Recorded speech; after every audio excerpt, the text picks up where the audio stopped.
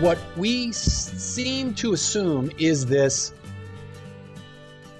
physical reality with a long past and which is going to extend into a future is really just a mental state. It's like a big thought projection, and it's not your thought projection. It kicks in with the ignoring of awareness. I don't want to get into that's a whole other thing, but notice.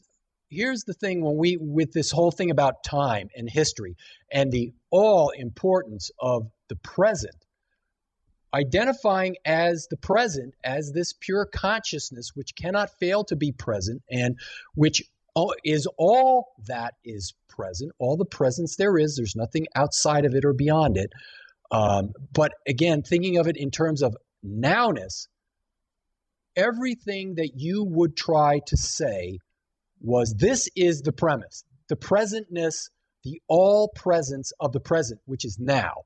That's the premise. That's the way life is. This is not my deal. This is not my theory. You can't make it not be this way. If you disagree, try to make it not be this way. But from this standpoint, everything that you would try to say happened way back there in a long history. Actually, if you look closely at it, like Richard was saying earlier, all of that so-called long background of a past is not going on back there. From the standpoint of the onlyness and the allness of the present, which is present now, that whole thing that claims to be something that has this long background behind it actually is just a thought projection being projected right now for the first time ever. All of the so-called pasts and distant past, or if you want to say 2 weeks ago, look at it for yourself right now from the standpoint of present awareness. 2 weeks ago, 2 months ago, 2 decades ago, 2 billion years ago, whatever you try to say was going on back there is not back there. It's something that we seem to be projecting right here, right now, in thought. And then the conditioning will try to argue, okay, I see that, but you still got to say, you got to admit that there is this real past when these events in a physical world, when these events really did happen, even though I know I'm just thinking them all up right now. But wait a minute, back up. Total conjecture, right? Total conjecture. Right, from the standpoint of consciousness as all that is, never has been a physical world because there's only consciousness. There's no physicality in pure consciousness, not even a physical universe. And if you're going to talk about it at all, any would-be past, it would have to be a mental state. It has no other presence anywhere other than thought.